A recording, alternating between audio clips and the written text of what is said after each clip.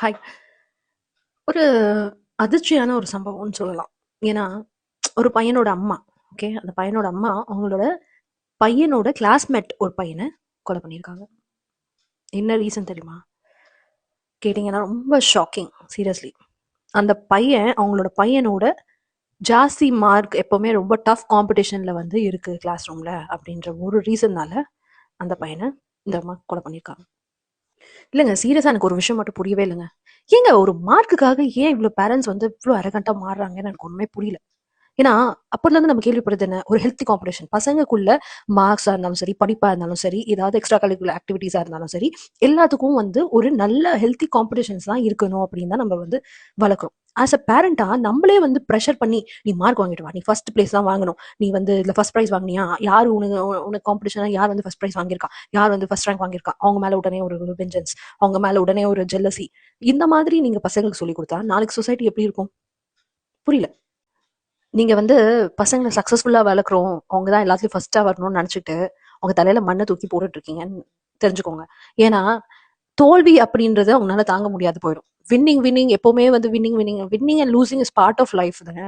எல்லாருக்கும் தெரிஞ்ச விஷயம் தானேங்க. திருப்பி திருப்பி நம்ம என்னங்க, ஆனா நம்மளுக்கு அது புரியவே மாட்டேங்குது சீரியஸ்லி. பசங்கன்னா நம்ம குழந்தைங்களா வின் தான் பண்ணணும். ஆப்வியஸ்லி இருக்க தான் செய்யும் வின் பண்ணணும் அப்படின்னு. அத ஒரு நல்ல விதத்துல வந்து அப்ரோச் பண்ணுங்க. ஏன் இன்னொருத்தர் வந்து என்ன எடுக்கிறாங்க? இன்னொருத்தர் வந்து ஏன் ப்ளேம் பண்ணணும்? இல்ல, ஒரு கிளாஸ்ல ஒருத்தர் மட்டும் தான் ஃபர்ஸ்ட் ரேங்க் வாங்கணுமா? இல்ல ஒருத்தர் மட்டும் தான் வந்து எல்லாத்தையும் வின் பண்ணணுமா? எல்லாருக்கும் திறமை இருந்தா எல்லாரும் வின் பண்ண போறாங்க. எல்லாரும் ஃபர்ஸ்ட் ரேங்க் வாங்கட்டும். ஃபர்ஸ்ட் நம்ம குழந்தைங்களுக்கு வந்து பார்ட்டிசிபேஷன் தான் இம்பார்ட்டன்ட். வின்னிங் லூசிங்ன்றது வந்து பெரிய விஷயம் இல்ல. ஓகே, எல்லாருமே எல்லா டைமும் ஜெயிக்க மாட்டாங்க.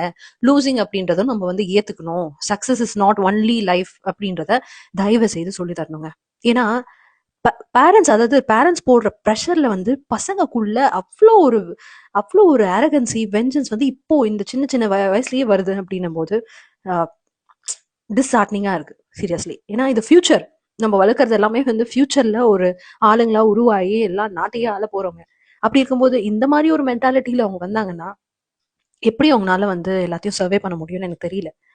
இல்ல, இந்த மாதிரி மார்க்குக்கான சண்டைங்க, இந்த மாதிரி ஒரு ஒரு ஜெல்லசி வெஞ்சன்ஸ் வந்து இவ்வளவு தூரம் எக்ஸ்ட்ரீமா போய் ஒரு ஆளை, ஒரு குழந்தைய கொலை பண்ற அளவுக்கு ஒரு அம்மா வந்து உருவாவாங்க அப்படின்னு சத்தியமா நினைச்சு கூட பார்க்கல.